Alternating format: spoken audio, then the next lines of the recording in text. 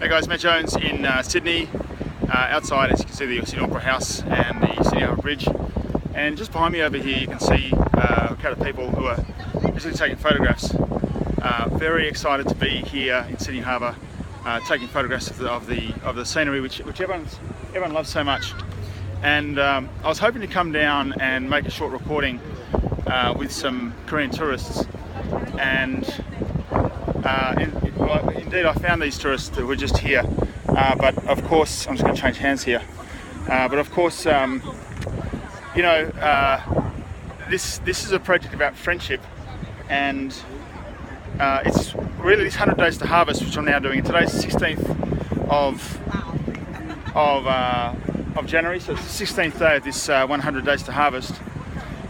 And today the narrative is pretty much for myself.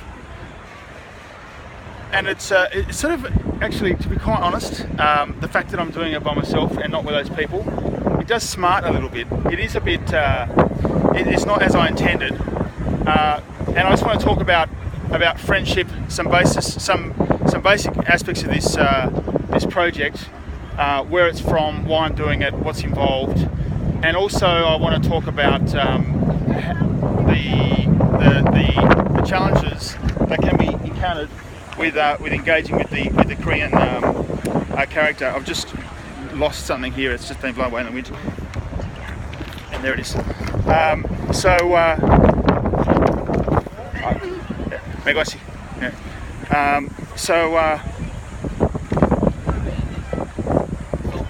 that's just gone. That's right. Yeah, back to the story. I'm here in Sydney Harbour. I was hoping to take a short video with some Korean tourists in Sydney Harbour to talk basically about the interest that Korean people have and the great delight and excitement they find when they actually come to Sydney Harbour. And who wouldn't? I mean, it's absolutely beautiful. And today's weather is absolutely perfect. It's really a perfect day. A little bit choppy on the harbour, as you can see, but it's beautiful here. And I mean, look, to be quite frank, you know, I've got other things to be doing than running around Sydney making videos about friendship with Korea. I think it's an important thing to do. That's why I'm doing the videos. But it does come at some personal cost. In fact, not small personal cost. It comes at a considerable, a considerable sacrifice that I give up. I mean, it's not just my time, but it's I really should be off doing real things now, working hard on stuff that I need to do in order to run a business, not just capturing feel-good videos with tourists at Sydney Harbour. Having said that, I think it's important for me to be doing that, and for that reason, it sort of smarts that when I saw these Korean people, when I approached them and spoke to them in Korean and said, look, would you mind being on a short video, their immediate response was one of suspicion and defensive concern. And look, anyone can understand being approached by a stranger asking them for a video. I think that's just prudent. I think today, when we've got a world with streets where people walk up to people and ask for money and things like that, I don't blame people for being guarded in that regard. But so they said, look, that the tour guide is over there, not far from where I'm standing now. So I went across and politely introduced myself to the tour guide.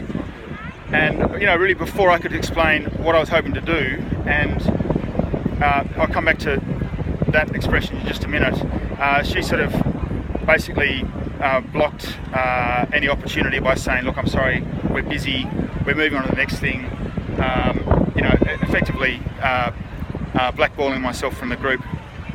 And I can understand that. I think that she's got a responsibility to make sure that those people enjoy their day as their tour guide responsibly, that they're not going to be propositioned inappropriately by strangers.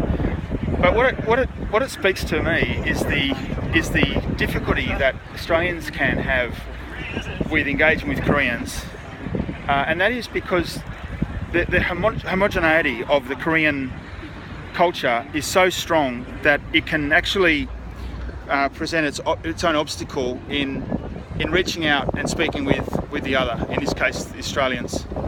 I mean, here we've got another group of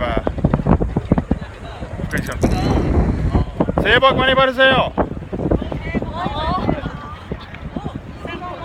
반갑습니다. So you can see a response there where they're sort of they're curious. It's like, what is a foreigner doing speaking Korean? Their first response is actually one of confusion. I haven't hung around waiting for the right group of people to speak to, because that's a little bit creepy, to be honest. I don't want to intrude on people's fun. But it's this dynamic, this real difficulty of helping the Koreans to be less guarded among the stranger, and we've talked about that in some earlier videos I've made.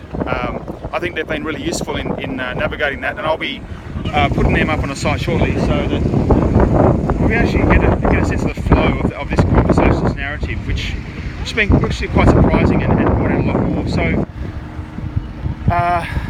you know, I mean, what I wanted to bring out is that I'm down in a great spot that's really a jewel in the crown of Australian tourism, and without wanting to be too intrusive, I wanted to speak to Korean tourists, and what I found is that they're very guarded, either because of the sort of protection that their tour guides are giving them, or because of their own natural aversion to the foreigner.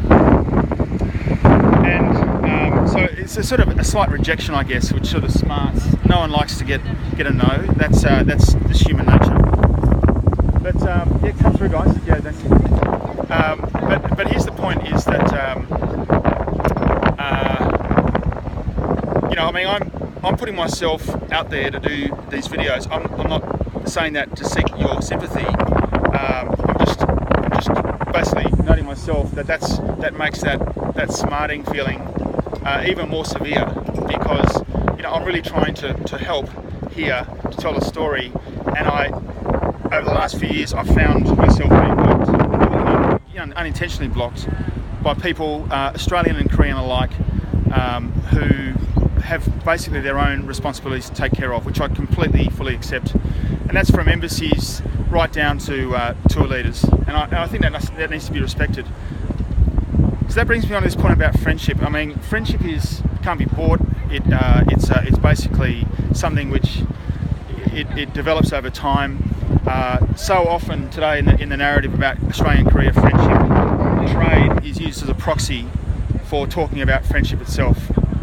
And so we'll have policy and politicians talking about how we can improve the friendship, which basically means improving the bottom line in the exchange of trade between Australia and Korea.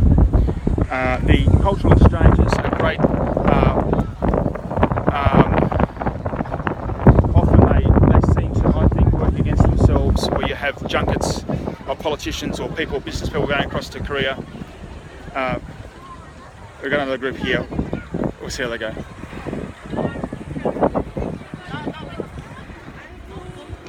새해 복 많이 받으세요. So it's there we go. No good. I guess the key here is that their reluctance to stop and talk. Note, and all those things in the tour guide, which I mentioned before, which you didn't see. One of the things was time. They didn't have time to stop and talk. Noting that, I'm conscious of your time. Friendship Tree is a project which grew out of my dissatisfaction with how the 50th anniversary of diplomatic relationships between Korea and Australia was conducted. It was largely a lot of cocktail parties, meetings between politicians and business leaders. A lot of money was spent. I think very little was yielded out of that. And I just thought that there was an art exhibition at the time called, I think it was called Tell Me, which I thought was very shallow in how it explored the sensibility between Australian and Koreans. More needs to be done. More needs to be done then. Still needs to be done now. And the challenges that are in this friendship, I think I've experienced today, and I'm telling you now my personal feeling of how that smarts when you come up against the willingness to express friendship and you're sort of rejected.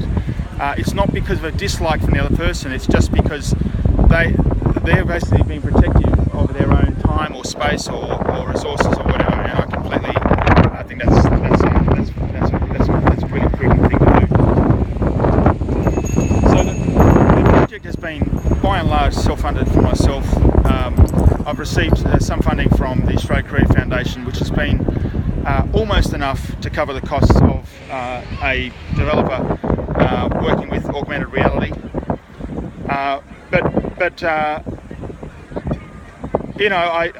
I've received responses from business leaders and governments alike that have been suspicious of my intentions. What I felt have been sort of like, what's really in this for you?